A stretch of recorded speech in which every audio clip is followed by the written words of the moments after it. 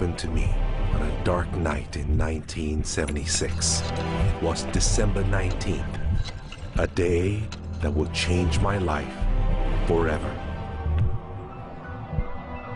It was the day I died. We were dead for 19 minutes. When I came back, I did not come back the same. How do you feel? I did not come back alone.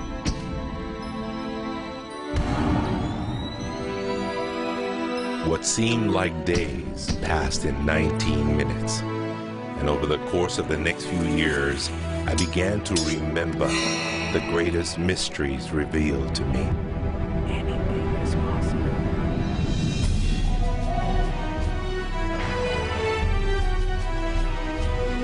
I discovered a secret beyond any secret. The sum of all secrets. My eyes have seen the sun. You have seen nothing. It's out there, and I will find it. You will find nothing. It's like Solomon's gold.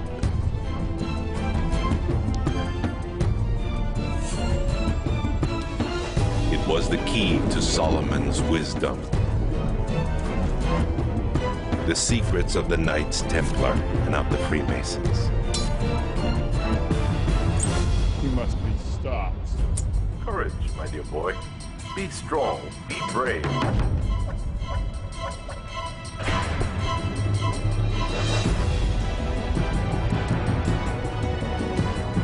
I challenged myself to find out everything I could.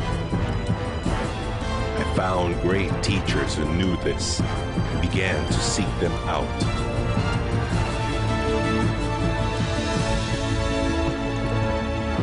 اسأل أؤمن واسمع. Ask, believe, and receive. I traveled the world, and the meta-secret was revealed.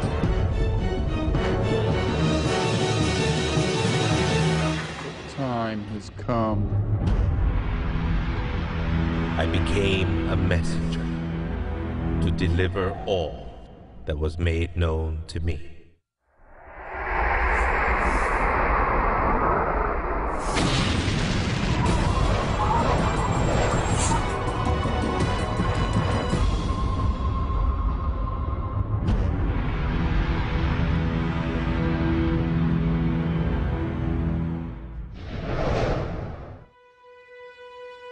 Hello there, I'm Bob Proctor. Meta is a nice word. It's a word most people don't understand. We talk about metaphysical, we'll say, oh, that's bad stuff. No, it's just what you can't see with these eyes. You got to see with an inner eye of understanding. Meta is beyond the physical. Do you know that 99% of our population has been programmed to let the outside world control the inside? If you want to get what you want, you let the inside world control the outside. That's what the meta secret's all about. The meta secret to wealth and abundance is doing what you love, following your passion, enjoying your life, being grateful for this moment, realizing that in fact you already have wealth and abundance. You have wealth and abundance to the level that you allow it in your life. Expand your level of openness, deservingness, and you can have more wealth and abundance right now. How do you become more wealthy? You become more grateful. Studies here in the U.S. show that grateful people earn more money and are better at innovation. So the first step to becoming more wealthy is become more grateful. Find the good in your world right now, and you'll take a first step to become more wealthy. The meta secret to wealth is knowing exactly what you want and then being willing to pay the price to get it. Most people think that wealth just comes out of having this impression in your mind that you're going to live an abundant life. And that's an important piece of it, but it's incomplete. If you look at the word attraction in the law of attraction, the last 6 letters spell action, A-C-T-I-O-N. One of my favorite words is satisfaction. We all want to have satisfaction. And again, in Latin, satis means enough. Enough action, satisfaction, enough action produces the result. You know, I've been very, very successful with the Chicken Soup for the Soul books, and everyone thinks, oh man, you were lucky, you had this great idea. And we use the law of attraction. We visualized and we put up posters around our office that simulated bestseller lists with our name #1. We visualized bookstore windows full of Chicken Soup for the Soul books, all of which came true. But there's a asking and a believing and a receiving, the 3 steps that I think of in the law of attraction. And the second part of believing is taking action. Because if you believe that your action is going to pay off, you'll take the action. So believing doesn't just mean like sitting there going, I believe I can be wealthy. It means doing the things that produce wealth. The key to abundance is to act in spite of fear, act in spite of doubt, act in spite of worry, act in spite of inconvenience, act in spite of uncertainty, act in spite of anything. If we're talking about metaphysical, we're talking about beyond the physical. So what we've got to do is go inside. We have been programmed to live from the outside in. We're letting what's going on outside of us control what's going on inside. If we're going to get into the meta side of our own personality, we've got to get away from this physical instrument we've got and move into the higher side of our own personality. And start to understand that we live simultaneously on 3 planes of understanding. And we work from a higher to a lower potential. If you're working with electricity, any electrician, any engineer will tell you that you have to work from a higher to a lower potential. If you go contrary to that, you're not going to get any use out of the electricity. Well, when you're working with the mind, you don't start with the physical and work up. You start with thought and work down. Thoughts are of a spiritual nature. Spirit's omnipresent. Where's thought? Thought's omnipresent. 100% evenly present in all places at the same time. I can be underwater and think. I can be in an airplane and think. I've had the pleasure of working with a couple of the astronauts that have been on the other side of the moon, and they could think. Not only could they think on the other side of the moon, they could transfer their thoughts to somebody here on Earth. It's just a form of telepathic communication. You know, it's been said that if you build it, they will come. I think if you build it, and you build something with true excellence, and you distinguish it in the marketplace, and you come up with a selling proposition, and you are aggressive in your marketing to the world, it's possible that people will come, but it's not inevitable that they will come. And sitting around passively visualizing things is not likely to get the world beating a path to your door. My meta secret about wealth ultimately is you've got to create a lot of value for a lot of people. And if you do that, you will bring a lot of wealth back to you.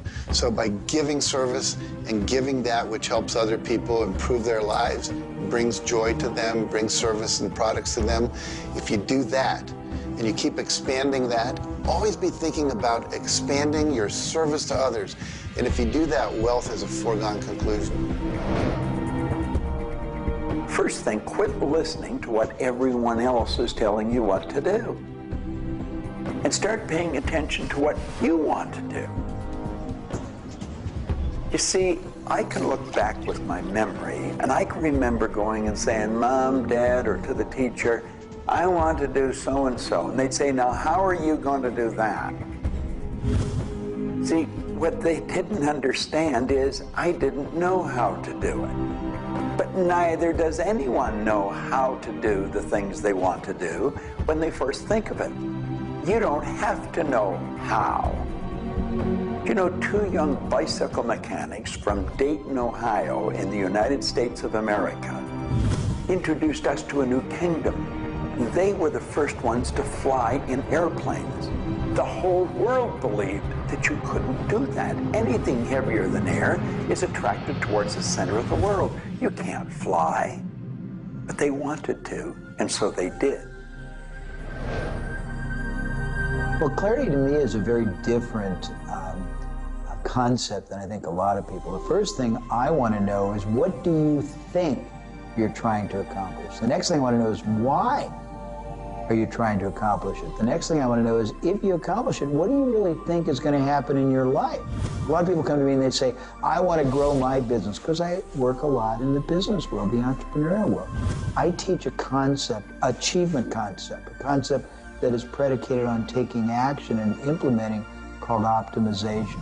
Optimization is getting the highest and the best use and result and outcome of your time, your efforts, your emotion, your life, your relationships.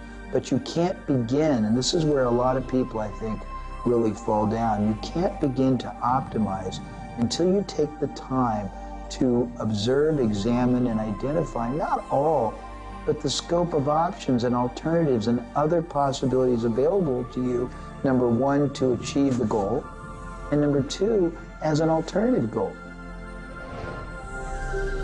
Clarity is power. Just by being clear, you will automatically begin to magnetize things to you, to your life. The law of mentalism is about the mind. Everything that we have ever created, everything that has ever existed, existed first in the mind. All thoughts are the beginning of all things real. All things that you can touch and feel began in the mind. So if you want to be wealthy, you've got to decide what wealth is to you. Define it. What does it mean? How much money do you have to have? For me, financial independence meant having $30 million producing income, which allows me the lifestyle I want without having to work. And so I've achieved that. But I knew exactly what I wanted because I looked at what it would cost me to live my lifestyle. Most people don't know their net worth. They don't know their income levels of what would be required to produce what they want. They say they want to own a yacht, but they don't know what a yacht costs. They don't know what it costs for the slippage fee. They don't know what it costs to maintain a yacht. So go out and create your ideal lifestyle and then figure out exactly what it would cost to live it, and then set that number as the number you want to achieve. Then believe you can achieve it. Visualize it every single day.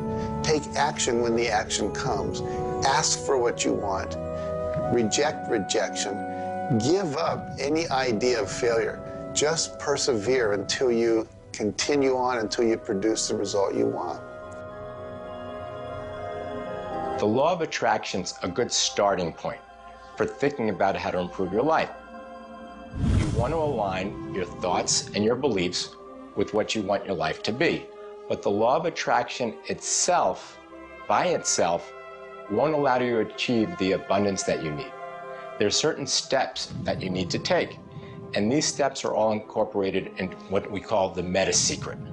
And the meta-secret isn't one solitary method or one solitary system. The meta-secret is a combination of tools, methodologies, and ways to understand the world and ways to understand how we can change the world. Until I started looking at who I was and who I wanted to become, nothing changed. Because every time I would look and I would blame something else or blame somebody else or just look in a different direction that was not inside, I would get more of what I was creating. Because every time I created something, people would react to that. Every time I took an action that was blaming this or blaming that, people would react to that. And you know what? Then I would react to their reactions. And I was creating an environment that was busy. Instead, an environment that supported wealth and abundance. If you look around, there's nothing but the abundance everywhere that you see. You see the trees growing. You see businesses happening. This is wealth, this is prosperity, this is abundance. If it's not happening for you, it's because unconsciously you have beliefs, counter-intentions, negativity that actually blocks it from coming into your life. It's actually working the law of attraction all the time, but it's happening on an unconscious level. The abundance is there, the wealth is there, but if you don't feel it, if you're not expressing it, it's because inside of you, you may feel you don't deserve it. This is part of the unconscious work that has to be done in order for you to feel on a conscious, real, live, earth level what's happening with abundance and prosperity. Abundance, wealth is your natural birthright. If you're not feeling it, it's because of your unconscious beliefs. The law of correspondence, simply stated, is as above, so below, as within, so without. The law of correspondence is simply attesting to the fact that we are human creatures, physically present, but we have minds and we have spirits. So we exist in more than just one plane. We might even be multidimensional beings with multidimensional thoughts, and there may be more to you than just meets the eye. If you want to be wealthy on the outside, you first have to become wealthy on the inside. As above, so below. As within, so without. First, you have to become wealthy in your thoughts. Then you become wealthy in your outer expression of that. You have to have a wealthy attitude. You have to have a wealthy, abundant thought form about who you are and what's possible. And when you have that, it will start to manifest outside of you.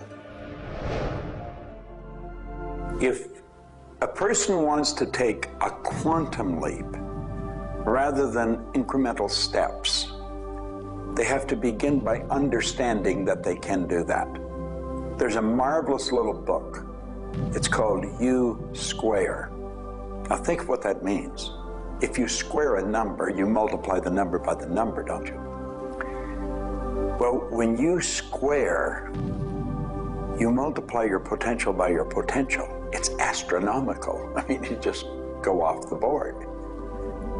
The man that wrote the book, Price Pritchett, he said, when you're looking at a quantum leap, he says it looks ridiculous, utterly. But in retrospect, it looks like a natural thing to happen. It was without effort. It's with ease. And that's what quantum leaps are.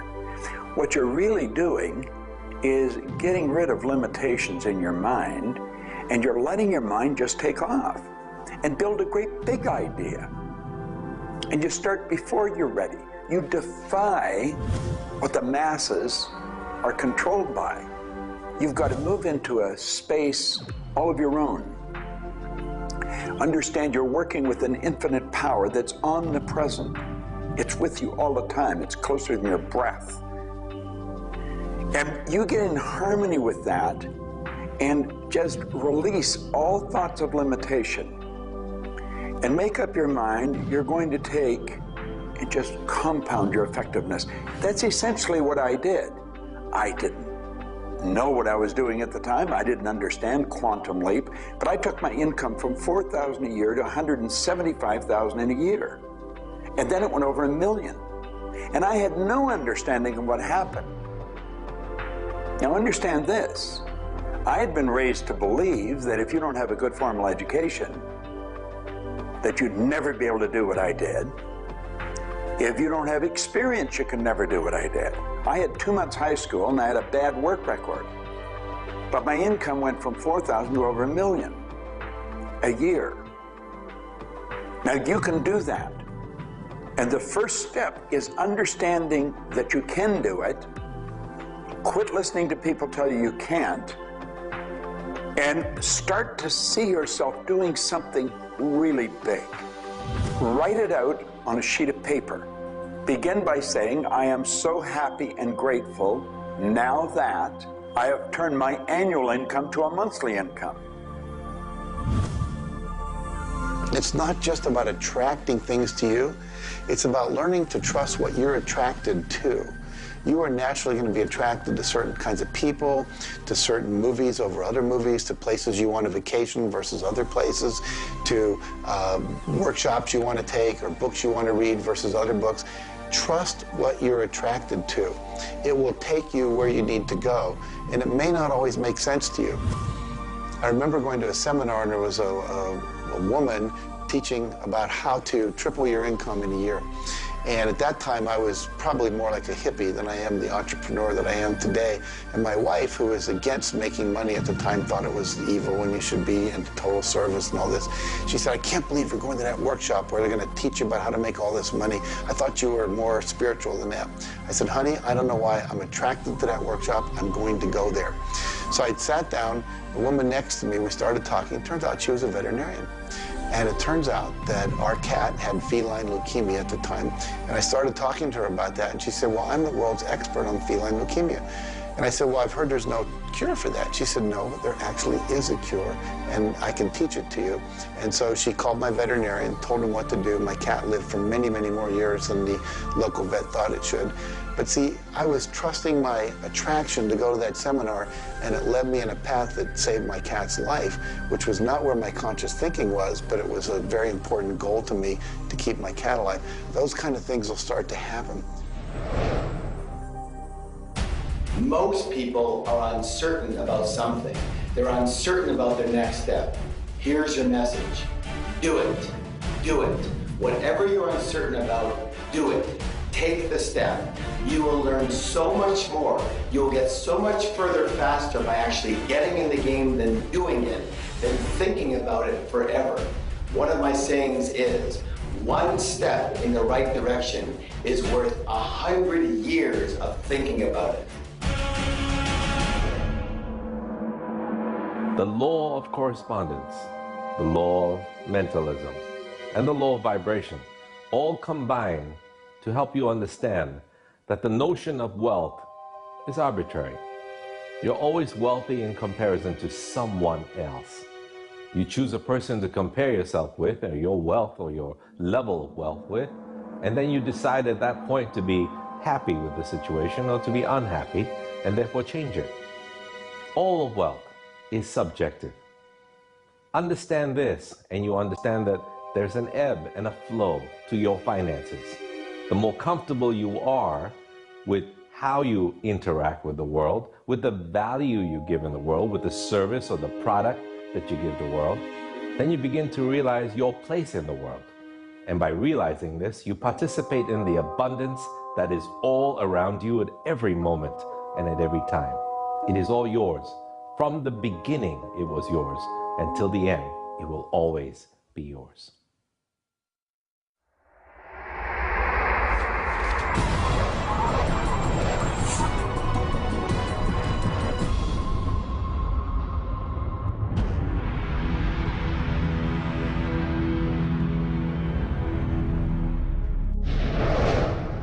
The meta secret to relationships is to know that the universe is giving you love right now. When you give love to the universe, when you give love to another, you will receive love in turn. Love is the essence and nature of relationship. Relationships are a two-way street. It's not just about taking and giving and receiving and getting what you want, but it's also about giving. I like to say that each person should take 100% responsibility for the quality of the relationship. Because if you take 50-50, whenever it's not working, it's going to be their 50%. So if you take 100% and act as if everything in the relationship, you're creating it, and when it isn't exactly what you want it to be, say, how am I creating that? Take that curiosity and use it as a tool. And when you get the answer like, oh, I'm not coming home on time, I'm not listening, I'm not doing this, then you have the opportunity to shift and do the thing that produces relationship. A friend of mine wrote a book called Making Relationships Work. And the idea is there is work in making the relationship work. So be willing to do the work. Give as much as you get. The more you give, the more will come back.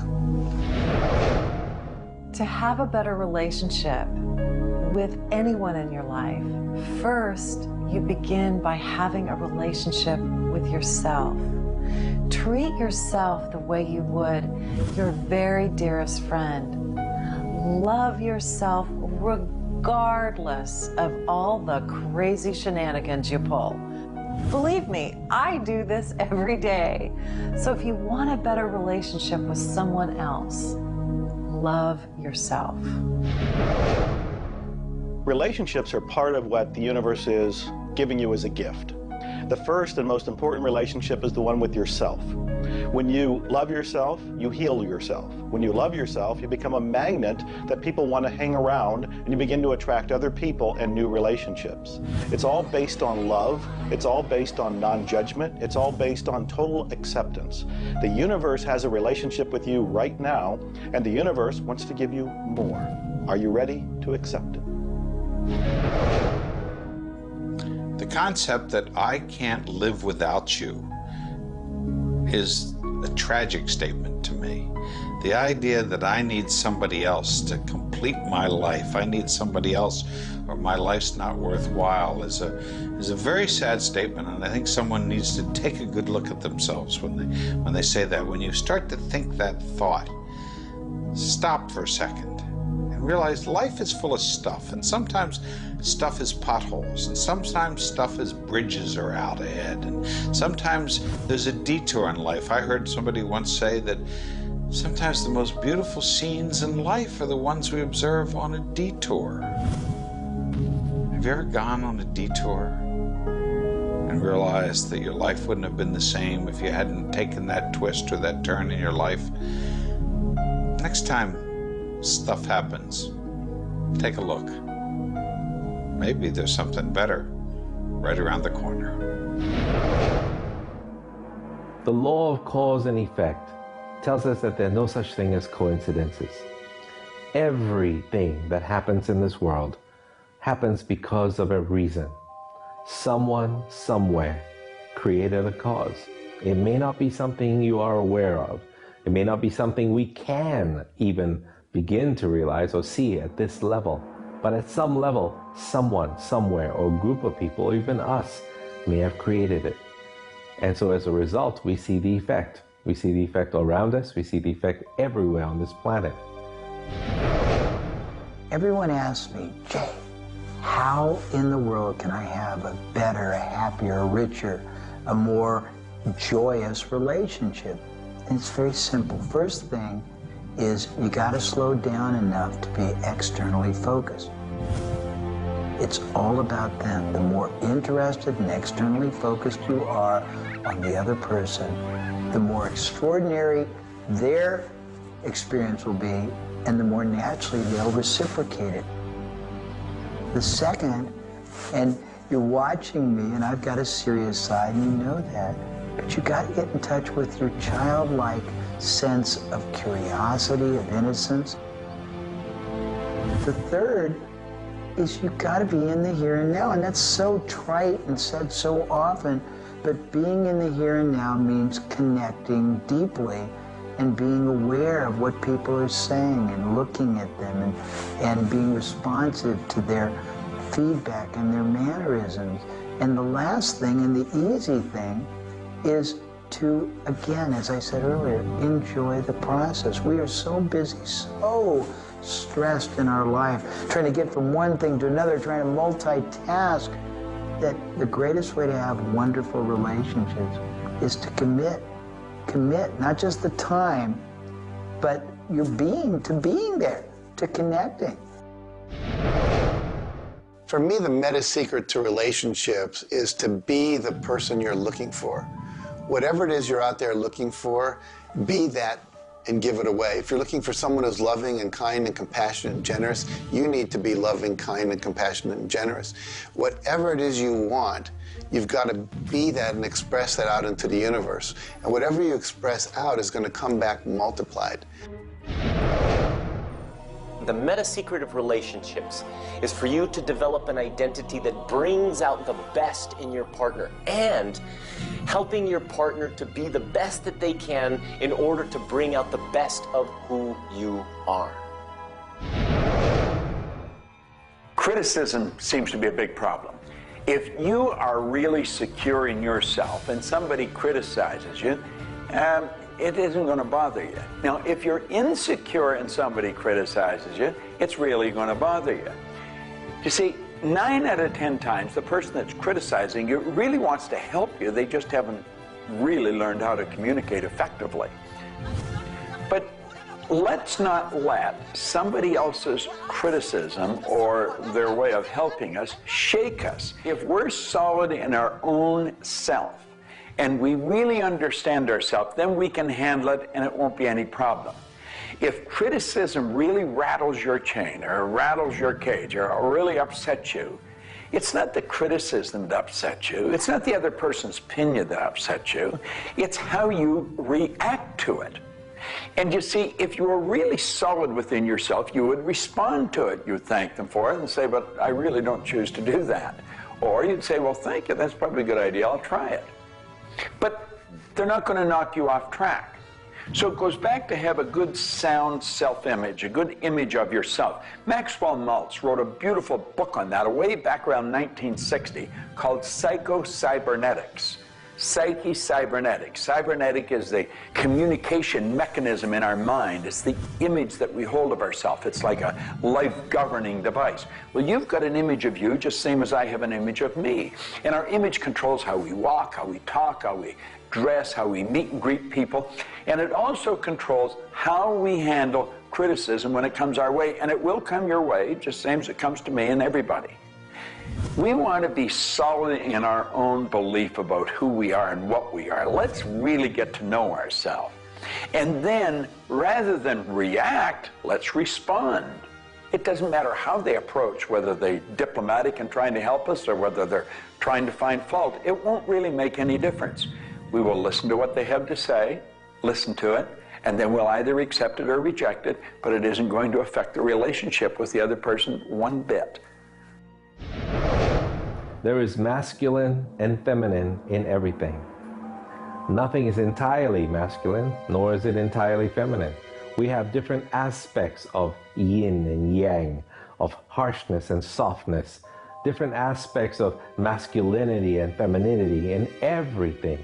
If you take a look at life and see it all as a combination, see how we are always living in combination, then you begin to realize and to also appreciate the law of gender. Relationships are about communion, taking our life and making it sacred through connection with another human being. So communion and making sacred is what relationship is all about. You know, there's a lot of lonely people around. And if you're lonely, I'm going to let you in on a secret. You're always going to be lonely until you become friends with yourself. If you're looking for company outside of yourself, you're looking in the wrong place. You want to go inside. And when you get to really look at you, you're going to feel so good about you. You're going to love yourself. Now, you see, as a little kid, you were probably taught, don't love yourself, that's conceit. I know I was, and most of the people I know. That's not conceit. That's a healthy, conscious awareness of who we really are. I'm not talking about an ego trip. I'm talking about really becoming acquainted with yourself. You've got to build a good relationship with you, or you're always going to be lonely. When you get angry, look at it as, okay, this is a gift. I need to release something here. And in that process, relationship becomes a school for growth instead of just like it's someone that's going to please me. Look at how can I serve them and how can I learn from them, as opposed to how can I manipulate them to give me all my needs met. If you do that, you're going to end up with a much better relationship. If you're in a relationship where you're not experiencing full love, the way to change it is not by changing the other person. It's by changing yourself. You look within yourself and you start to feel grateful for everything about you. As you change your relationship with yourself, magically, the outside relationship will change as well. You will suddenly see it transformed. You will suddenly see that there's love in that relationship with that other person. But you don't change the other person, you change you. A lot of people spend valuable time in their life focusing on the past. I could probably spoil your week if I reviewed the first 26 years of my life. My life was a mess. And you know, at the end of 26 years, imagine living for 26 years and looking at yourself, you're unhappy, sick, and broke. I had a guy look at me and he told me I was one of the most miserable people he had ever met. And he was right. I was plain miserable. He said, you're always sick. I didn't have a terminal illness or anything, but I was always backache, headache or something, and I was always broke. He said, why don't you change it? Well, as long as I kept focusing on what led me to this point, which was a bad trip, I was going to create more of the same. And he said, let it go. Forgive it. If you're looking for love and not finding it, it's no doubt because of a lack of forgiveness in some area of your life. This is true for all of us. You want to look in your life, look at your past, look at all of your relationships, and ask yourself, where have I not forgiven? Myself, my parents, my siblings, my neighbors, my relatives, my business partners, where have I not forgiven?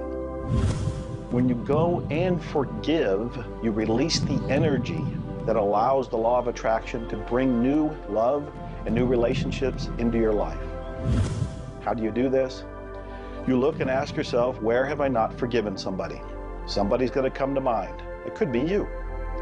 The second thing you do is say, can I forgive them? Can I forgive myself? Whether you say yes or no, you move to the third part of this, and you start to wonder, what made that person act the way they did at that point? What made me act the way I did at that one point? And you start to go deep into understanding the psychology of behavior, and you realize we're all doing the best we can, yourself included. At that point, when you can forgive yourself and you can forgive these other people, whoever it might be, for whatever may have occurred, when you forgive them, you release all of the energy that's been stuck psychically within your own mind and your body and your soul. And when that releases into the universe now has an open pathway to return to you new love, new relationships, new blessings. It all begins with forgiveness, and you can do that right now.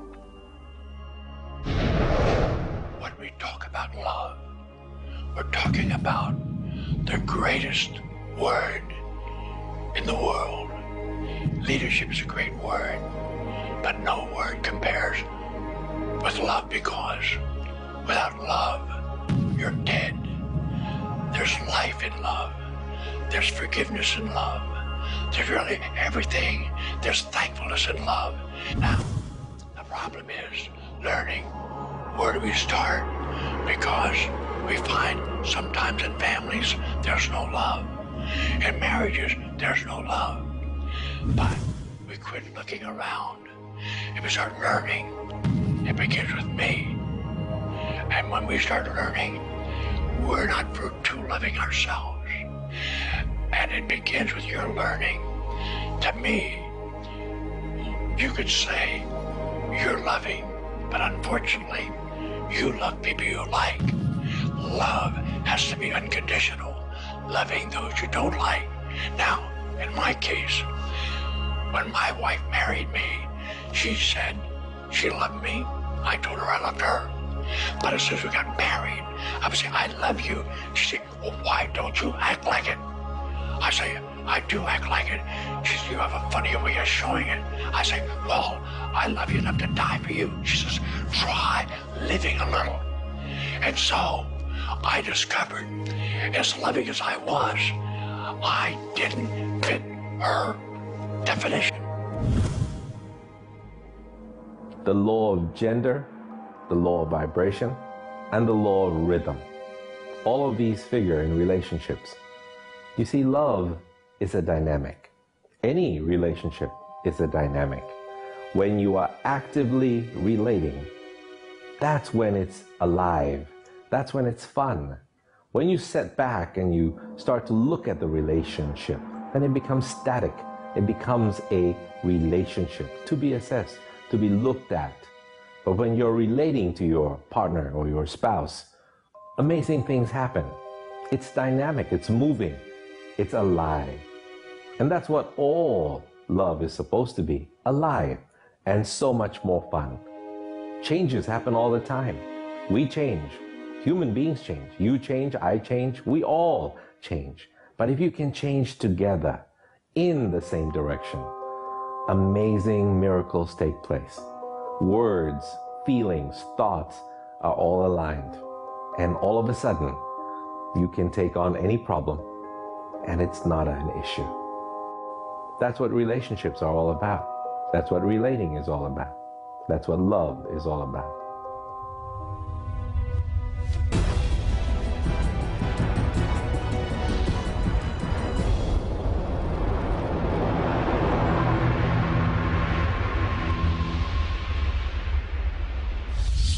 初めに言葉歴すなわち、クリエイターなるものはやはり言葉振動を用いて全てを設計されたんではないかと思うんですね。そして、その、振動の、設計図は非常に緻密なもので美しい共鳴振動にあふれたものであったことでありましょう。もし、先ほどの実験をやったように、非共鳴、同士の組み合わせであるならば、それは破壊的なエネルギーとなって、命を形作られないからです。私たちの体は最終的にクリエイターの、いろいろな、試行錯誤によってだんだんこう単純なものから、微生物だとか海の中のものとかそういうものから、小動物始まって複雑なものになっていって、最後の芸術作品として、クリエイターなるものが作られた結果、私たちはあるというふうに思うんですね。その本来の設計というものが、バランスの取れた振動の組み合わせというものが、何らかの要因によって崩れていくときに私たちはストレスを持ち病気になっていくんだというふうに考えています。As you've already seen from Dr. Masaru Emoto, water makes up 85% of our body, and the thoughts we think actually create a vibration in the water that has memory. And so you have to think positive thoughts. Again, we go back to forgiveness and letting go, thinking positive thoughts, expecting to be healthy, not listening to what people tell you, not taking in beliefs. I have been out in the sun my whole life. I've never gotten skin cancer, don't intend to get skin cancer, and when stuff comes on about it, I choose not to listen to it because I know that belief would affect me. So I believe that I am a person that my spiritual connection keeps me healthy. Also, though, I work on the level of the physiology of the body, the biochemistry. It makes sense to play at that level. I eat organic food. I drink healthy water that's not contaminated with chlorine and all the stuff they put in it, so I filter my water. I eat the right kinds of nutrients for my body. I've found out what I'm allergic to, and I've basically eliminated those from my diet. I exercise. So exercising, keeping my body toned. We want to have resistance exercise. We want endurance, which means we need to jog and do aerobics and things like that. And we need to have flexibility, things like yoga and Pilates. So we need a complete system to keep our body healthy. And then a detoxification, I think, is the part that most people don't do enough with. We are taking in so many toxins in the air we breathe.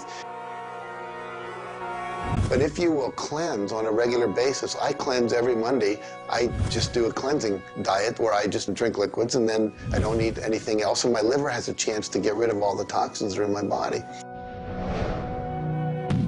I want you to understand that you have a marvelous mind, and you can do anything with it, and don't ever listen to anybody that tells you you can't. You want to start to look at yourself not as a body or as a name. Like, I'm not Bob Proctor. Bob and Proctor are just two words. You've never heard anybody phone into school and say, body's not coming today, it's sick. Never hear anyone say, hand, it's my hand, my body, my name. Well, you see, there's something wonderful about you and something wonderful about me, and it's the same thing. We have a marvelous mind. We're creative beings. Talk to your body. You're not a body, you live in a body. Now, this may sound silly because maybe nobody's ever said this to you before, but go around just repeating maybe 1,000 times to yourself, I'm not a body, I live in a body. I'm not a body, I live in a body. I'm not a body, I live in a body.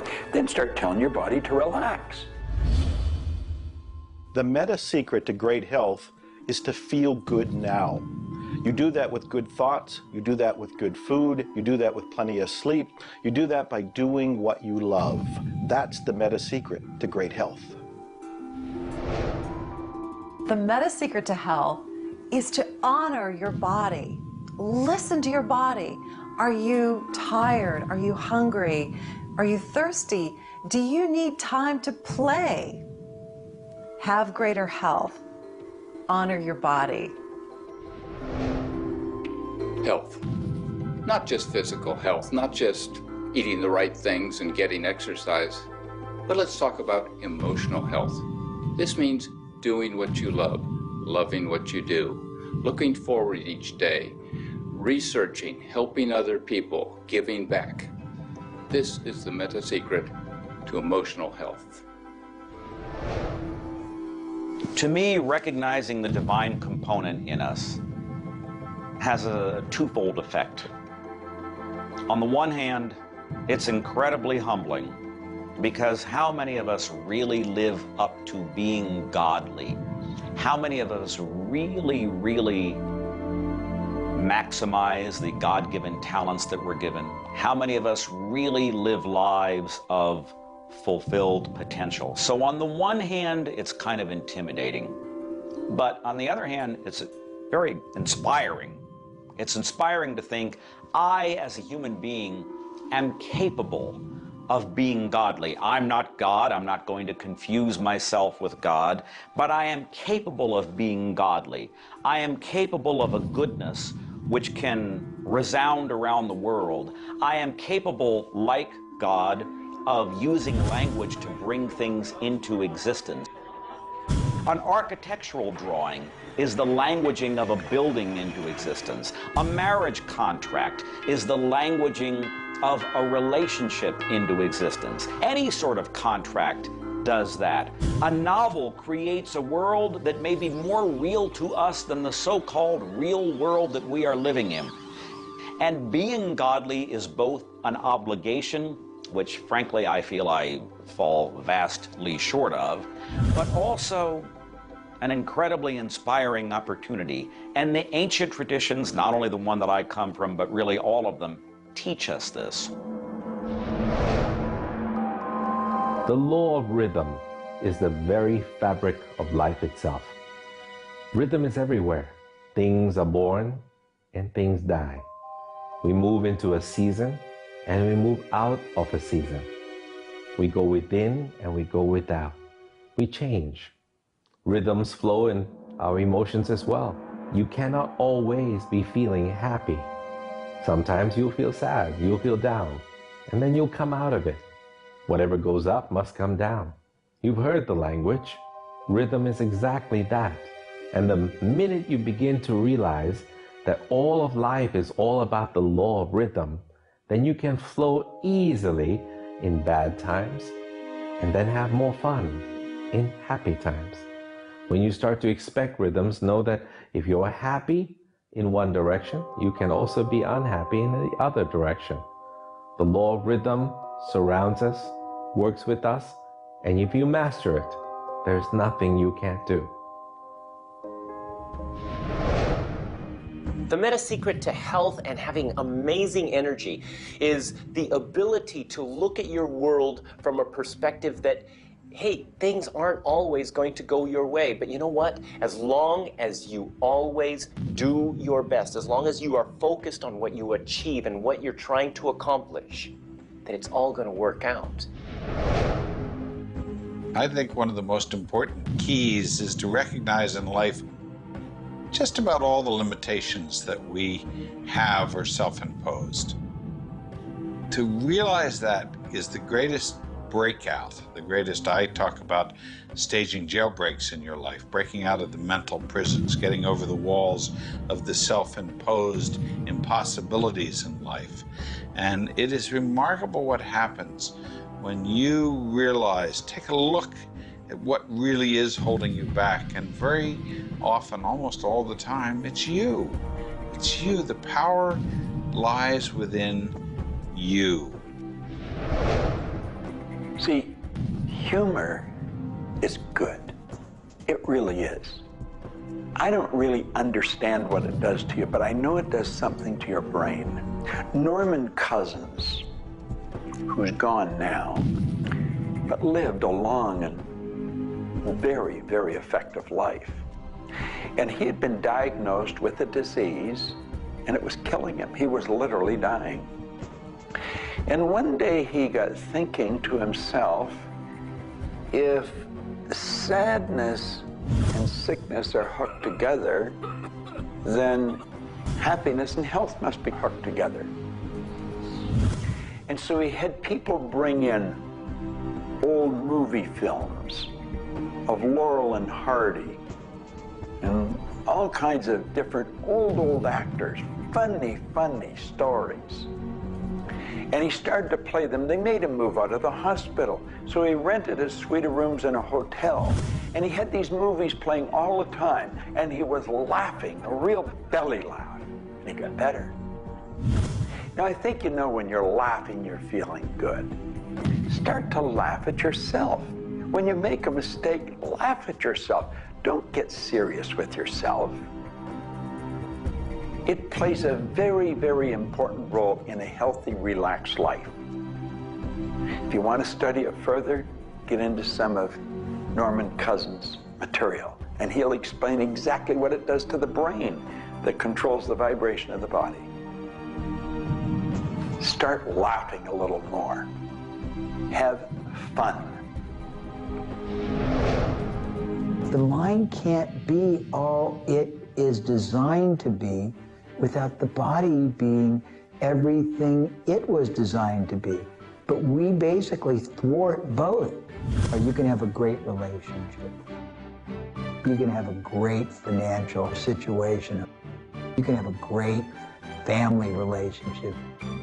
And the big problem in our society, certainly in Western society, people don't exercise, 92% of the people don't exercise, they don't eat nutritious things, they don't complement to compensate. It's very simple. And if you break it down to the little steps like eating an elephant, you'll have the most rich, satisfying, fulfilling, gratifying, liberating life, but you got to balance it. Health is all up here. All I know is right now, I don't have a voice, I don't have good sight, I don't have a hearing. My strength is gone. However, I have never been more excited and thankful in my whole life. The law of vibration simply states that everything is in motion. Nothing stays static. At some level, even though something may appear as if it's not moving, its molecules are moving, its atoms are moving. Everything vibrates. Not just your thoughts, everything. Now, I do understand that disease cannot stay in a healthy vibration. It just cannot. I also understand you cannot turn disease into health, but you can release disease and recreate health. You see, your body is changing at the rate of millions of cells every second. And it's the thought patterns that you hold in your mind that control the vibratory rate of the body. Your brain is an electronic switching station. There's all kinds of material written on thought, on attitude, and on health. And I do know this. If you are suffering from a physical disease, quit talking about it, quit thinking about it.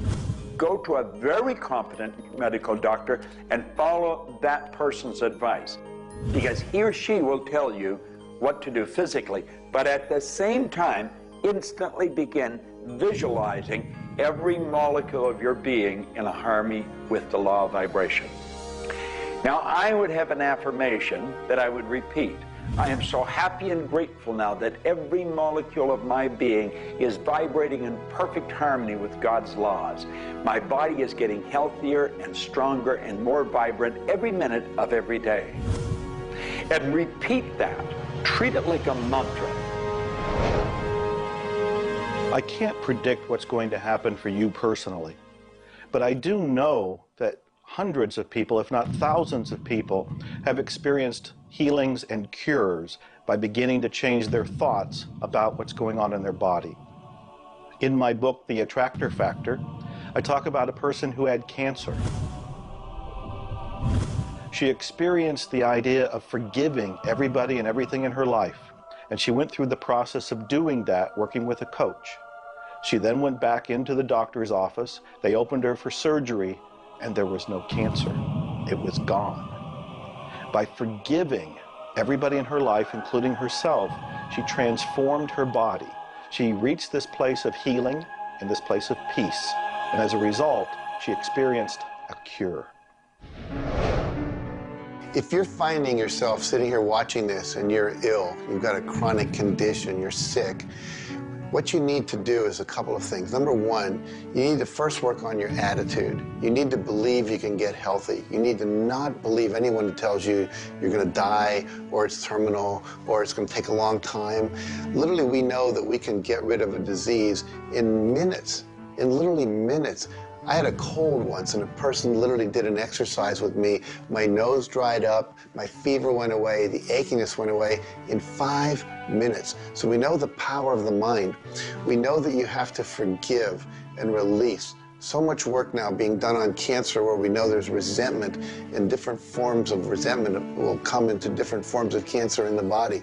So it's critical to get yourself aligned with spirit. When you are aligned with spirit through meditation, through doing the things that bring you joy, through doing the things that align you, and you know what that is for you. It could be singing, it could be walking in nature, it could be petting your cat. When you move into that state, healing naturally takes place through you. There's this innate, natural healing ability that's always working to heal you if you get you out of the way. By you, I mean your ego mind, your beliefs, your fears, your doubts, all of that stuff, all of the resentments you've held that you haven't released, that will keep you sick. So you've got to do some kind of work to get into a spiritual alignment and to release the negativity. Emotional pain is very real. It's like sorrow. Grief. Like grief comes in waves. It just sort of overcomes you and then it sort of fades away. You could have experienced some traumatic situation, anything from rape to the loss of a loved one, or being held up, where somebody invaded your privacy in some way or another. And it causes deep emotional pain. What we want to realize is that we are bringing that on ourselves. You say, well, wait a minute, you're not bringing it on yourself. No, but you're reliving the situation. We've got to separate ourselves from the incident, from the situation. We've got to realize that it's a very real part of life, and attempt to separate ourselves from it and deal with it as best we can, and then let it go. Otherwise, we're going to carry it with us, and we're going to keep experiencing it over and over and over again. どうやってわかるか。振動という、まずそもそもその水の結晶とは何かということになりますけどね。結晶というのはやはり情報だと思います。で、情報というのはバイブレーションですね。で、バイブレーションのデザイン家が雪の結晶あるいは水の氷結結晶という形になって現れてきていると思いますが、やはり我々がなんで美しいとか醜いだとかそういうような認識能力があるのか、あるいはそれだけには全人類本当に、一緒の価値観を僕は持っていると思いますが、それはもうやはりクリエイターがそのように設計されて、いるからだと思うんですね。それが崩れちゃったらもうこれはもう本当にどうしようもないんだけど、その美醜というのが我々の美しさ、ごめんなさい、バイブレーションの健全さということにつながっていると思います。水は神が自分の機あるいは意図をまんべんなくこの宇宙に伝えるためのキャリアとして、作られたものだと思いますね。ですから水が別の言葉で言うならば神の、一種のメッセンジャーということになると思いますね。それの形が大げさで言えば結晶という形で表されていると。で神にとってふさわしくないなと思うような現象については水はやはり結晶的にノー、良いものはイエスという判断を示すというふうになっていると思うので、それがなぜできるのかということになってくると、これはまた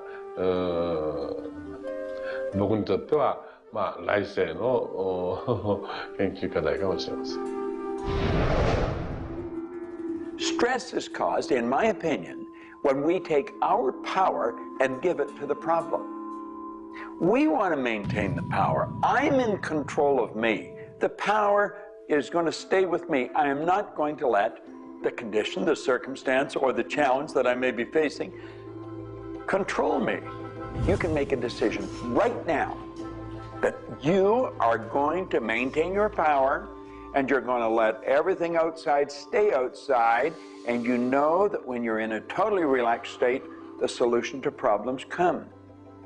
Quit getting involved in these sophisticated stress management deals. Release the stress. Let it go. You're in charge of your body. Just say peace, be still. Visualize a beautiful lavender energy flowing right into the crown of your head and circulating right through your body. And then start to imagine every molecule of your body vibrating in perfect harmony with God's laws. You're totally relaxed. You're in charge of yourself. There is no stress where there's relaxation. Be calm, peace, be still. Don't even use that word anymore. Get rid of it. Release it.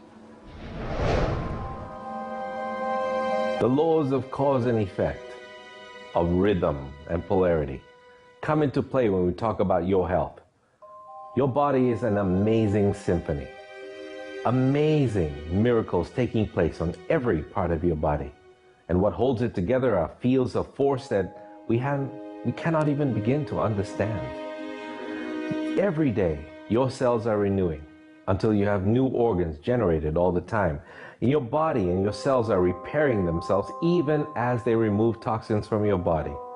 I can't help to wonder sometimes if you gave that entire symphony a wonderful environment filled with fields of happiness and radiant joy and vitality, how that growing, renewing process might work a little bit better, sort of like happy children in a playground.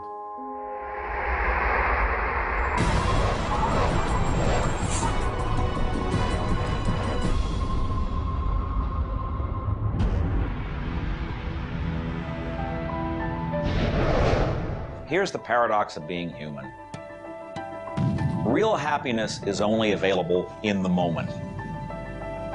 If you're brooding on the past or obsessed about the future, even if you're looking forward to something that could be magnificent in the future, it's not quite the same sort of anchored contentment that you get from really being in the moment.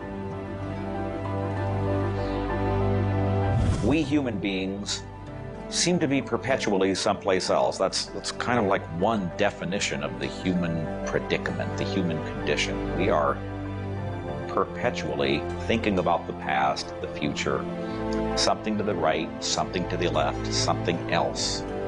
I think the paradox to happiness is you do have to have dreams and aspirations, and you have to be anchored, rooted, and happy where you are. Not always easy to do, but I keep trying. Happiness is a point of view. Am I happy? Yeah, I think I am. How can somebody always be sad? Of course we're sad when we lose somebody that we love, or that when the project we're working on so long doesn't work out. Temporary sadness is a very human condition. How can you be happy? Maybe by finding things to do that make you happy. You see, if you're miserable, your mind is focused on the past. There's a meta concept. Get you over any miserable concept in a heartbeat. Focus on right now. See, you're miserable because of something that happened that you didn't want to happen, or something she said or he said or they did. Forget it. It's in the past. And quit worrying about the future.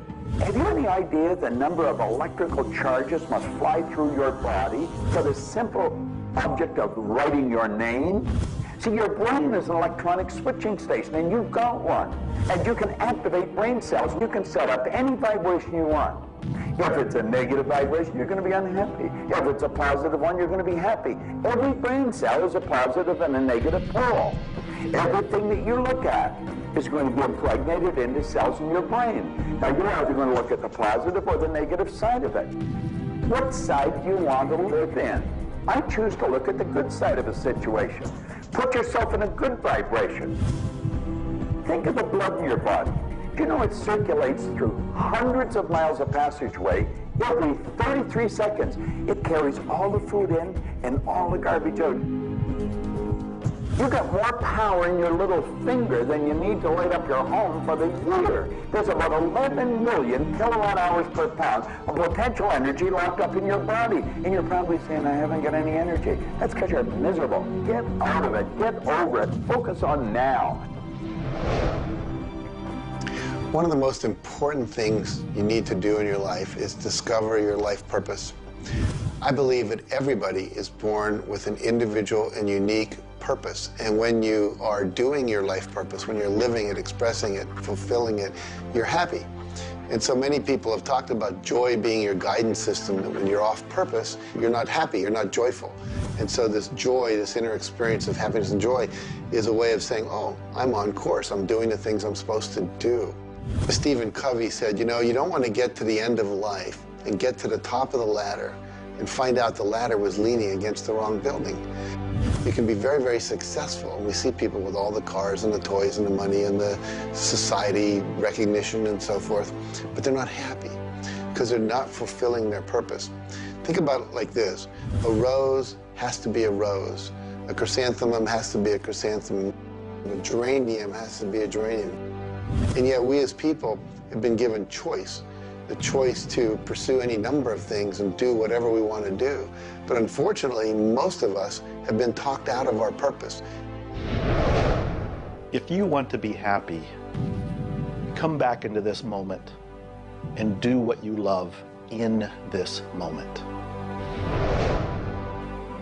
You should absolutely work toward improving your life, improving the world, improving your relationships, improving your finances. Every sort of conceivable improvement at a micro or macro level should indeed be your agenda. But if you are not happy with things the way they are, then your happiness is perpetually on hold pending a condition that doesn't exist yet. If you do that, you will never be happy. You have to realize that the point of power in your life is in this moment. People think about the future and they throw their power into the future. There is no future. When it gets here, it's called now. It's called this moment. People think about the past and they throw their power into the past. But there is no past. It's gone. When you think about the past, you think about it in this moment. This moment is all there is. And you can be happy in this moment. When you are, everything is taken care of. All is well. Happiness and achieving happiness is a process. It's not something you achieve right now and you're done and you have your happiness. It's something that you're constantly attaining and re-attaining through life. And the way to do that is to really understand what brings contentment in your life and to achieve that. And one of the key things to remember in terms of happiness is that part of this process is sharing happiness with other people. The more we share happiness and the more we teach other people how to bring happiness and fulfillment in their life, the more we'll be happy and fulfilled. So continue with your journey of greater fulfillment, and you'll have more happiness in your life. The law of polarity is about dualism. Everything exists in relation to something else. There is no person that's entirely good. There is no person that's entirely bad. There is no entirely hot or entirely cold. It's always hot in relation to something else that's colder. It's always colder in relation to something else that is hotter. We move in directions as opposed to moving in a static field. We always move from one place to another, from one thing that's more pleasant to something that's less pleasant, or something that's unpleasant to something that's more pleasant. There is a movement, and this movement exists because of polarity. Happiness is what you want, and happiness you can have right now. Why aren't you feeling happy? Why isn't anybody feeling happy? Because psychologically they use unhappiness as a motivator. They think by being unhappy, angry, desperate, frustrated, whatever the feeling might be that's not happiness, that it will whip them forward. It'll make them take action. And it's something that actually shoots themselves in the foot. Because when you are happy now, which is available to you right now, you know what your choices are. You can see what your decisions are to be, and you can more clearly decide on what to do next. It comes into really understanding something about ourselves. We should start at a very early age, and we should ask ourselves, who am I? You know, what really makes me tick? And get to know ourselves. We're in a hurry to get a car or build a business or buy a house. We should introduce ourselves to ourselves. School hasn't done it. Our parents aren't doing it. You go to work for somebody, they're not going to do it. So if you don't do it for yourself, you're not going to do it. This deals between you and yourself. Pogo said, we have seen the enemy, they are us. Whatever has happened in your life, whatever's going on for you, if it's not the way you want it, any situation, consider the fact that everything happens for a reason, and that reason is there to serve you. How can you reframe this? How can you relook at this in such a way that helps you, that supports you, that puts you on the path to success and positivity again? It doesn't help you to be negative. It doesn't help you to wallow. All that can do is bring you down. It's time to change your mind. It's time to reframe, relook at it, have a new perspective, a new view, and put this in the light of this was there to serve you. There's no accidents in the universe. This happened for a reason, and that reason is there to help you. We grow up with the idea rich people aren't happy. Well, I know rich people that are laughing. They're very happy. And of course, I know people that are very wealthy and are very unhappy. I remember Earl Nightingale one time saying, since it doesn't make any difference whether you're rich or not, if you're happy or not, you might as well be wealthy. And then if you're miserable, you can at least be miserable in comfort. We've got to understand that all the money in the world is available to us, but we have to earn it. Now, that does not mean we should work. This is where the meta-secret really comes into play. Working happens to be the very worst way to earn money. We should work for satisfaction. People should go to work at what they love doing. When we think of work, what we're really talking about is how we spend our days. Work has probably a bad energy attached to it. We should spend our days doing what we absolutely love to do. When it comes to the fear of failure, you look at your life and you ask, if I pursue my dream, my passion, my love, and it doesn't work out, will I still be okay? Can I still love myself? Will life still go on? When you realize that the answer is yes, you remove the fear of failure. When you remove the fear of failure, you have energy to go forward and actually make it a success. Well, what about the fear of success? When you are successful, you can make a difference in the world. If you really want the world to be a happy, prosperous place, Contribute a happy, prosperous person to it. You. The meta secret to happiness is that there is perfection in imperfection. That when we accept our environment for what it is and the people around us for who they are, we can make a big difference. Happiness. What makes you happy? Everyone is not the same. For me, it's research. I love researching and writing and putting multimedia programs together. And this allows me to do something else that I love, traveling the world. I travel more than 6,000 miles, that's 9,000 kilometers, every week. I've been to more than 52 countries. I board an airplane every 2.5 days. I've been around the world more than 16 times in just a couple of years. I enjoy that. Meeting new people, meeting new audiences, helping people. What makes you happy? That's what makes me happy. A key component to lift yourself out of depression is human connection. Go connect with another human being. Another powerful tool is movement. And a third is laughter. Go play and have some fun and watch your spirits begin to lift. The meta secret of life is to realize that the journey is the thing. I believe the first thing a person should do is establish a purpose. Why are you even here? Why do you get out of bed in the morning? Why are you living?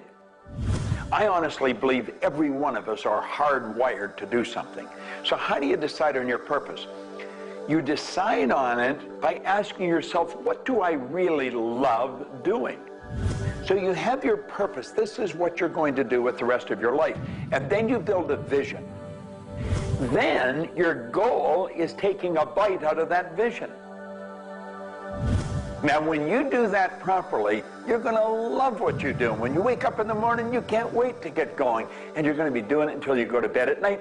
Therefore, all of your day, all of your hours are filled doing with what you love to do. That's called living. Everything else is dying. See, there's a basic law of life. It says create or disintegrate. You're growing or dying. Find out what you love. Dedicate your life to it. Most of us, when we approach happiness, are looking for someone out there to make us happy, some event to occur, and then we'll be happy. If I get to the retirement stage, if I get my car, if my wife is nice to me, if my son comes home on time, then I'll be happy. The truth is, happiness is an inside job. It's a choice.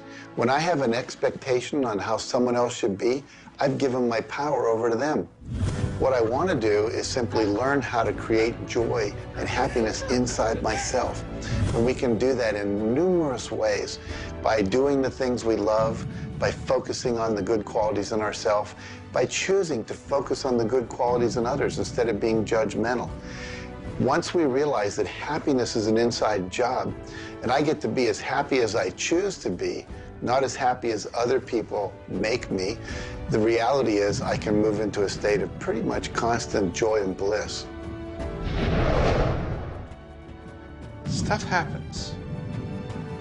Life happens. And then you get to choose. Look, you have a mission to do. You have to find meaning in your life, and you have to share it with others. There's a whole world out there that is suffering, that is in survival. They are grieving and they are hurting. You and I can make a difference. You begin right now by looking at your life, no matter what's going on in your life right now, and you find the good in it, the positive in it, the growth-oriented reasons for whatever it happens to be. You find the good in it, and whatever is happening, you turn it into something positive. You turn it into something good, and you go and share it with the world. You will become an inspiration to others, People model other people's behavior, and that's how the world changes. You be that inspiration for success. You be the model for change. You be that person that has meaning in their life, and you will give meaning to yourself and others. It all begins with you. You have always had, you have at this moment, you will always have in the future, the power to achieve, to accomplish, to have anything and everything you want in the terms of monetary wealth, prosperity, in terms of health, in terms of happiness, relationships. However, it will never, ever occur until and unless and until after you first are clear on the specific goals. Number two, you are very clear on the action steps. Operative word is action steps you have to take. Number three, you have an action step-based plan, a strategy, and the steps are just the tactics. You implement it in a timely, regular, scheduled way. Number four, you monitor, you pulse, you really pay keen attention to your progress, and you adjust if it's not what you want, and you adjust higher if it's better than you want. And number five, you focus on other people's benefit. You don't be self-consumed. You do those five things, the world really is your oyster. You know, you find people that are quite comfortable with what's termed uncertainty. The truth is there isn't any uncertainty. There's only the law. And the law decrees that everything happens the way it's supposed to happen. If we build the image in our mind of what we want, and we're true to that image, that'll control the vibration we're in, that controls what we do, and it controls what we attract. Now, the problem is, we let that image get out of the way every now and then, and we're controlled by something outside. And that takes us off track. We've got to correct it and come back on track. But a person that has direction in their life, there's no uncertainty. There's only good stuff coming. It's stuff that's going to cause the image in our mind to move into form. And so we wake up every day wondering what part of it's going to show up today and where's it coming from and who's going to deliver it. Every day holds something really good for us. Alfred Adler, the great psychologist, said, "I am grateful to the idea that has used me." I love that. Get a big idea and understand that you're going to see it move into form, and that's just as certain as the night following the day, because that's governed by law too.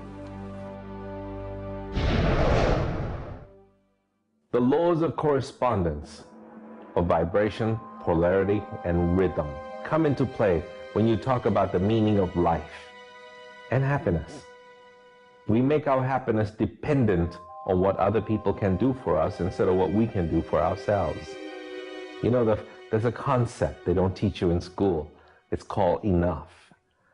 Sometimes what is enough for one person may not be that way for somebody else, and we want more. And when you want more, you're setting yourself up for disappointment, because not always will you get more. Sometimes you do, but it's not all the time. I don't know who told us on this planet that everything is going to go our way. Sometimes things will go your way, sometimes they won't. We've got to learn to accept this. That's the rhythm and the flow of life. All of life is filled with possibilities. And when you see possibilities, well, it allows you to accept failures as not final.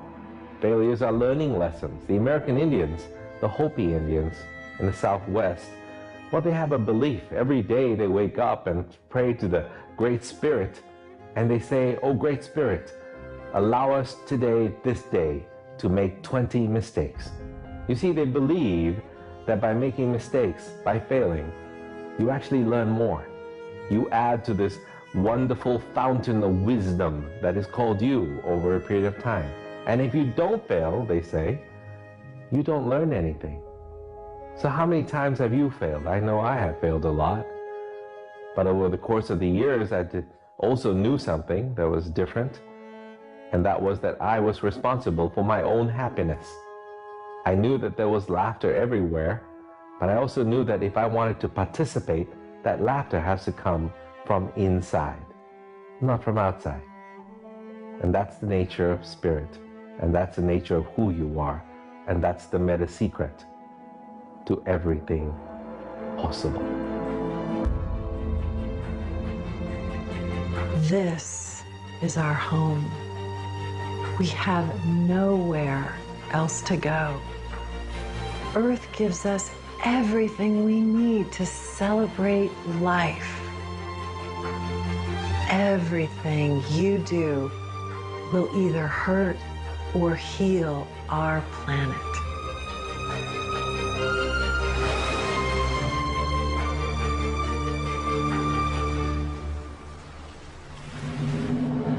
You were brought here to learn many lessons. To learn how to love who you are, where you are, and the people you surround yourself with. Just remember that you carry within yourself everything you need for the fulfillment of your life's purpose. You are the sum of all of your experiences, all of your choices, and you are a work in progress. You deserve more happiness, more love, more joy, more abundance, and especially more fun. Life was never meant to be a struggle. You were meant to participate in this grand miracle called life. And as you begin to look all around you, start now to taste, smell, hear, and touch with your heart the abundance that surrounds you. You are indeed spectacular beings of light. So if you want to know the meta secret to life, to happiness, live more, love more, and laugh more. Change the stories in your head, and you can change the world. It's a short trip. Make it a good one.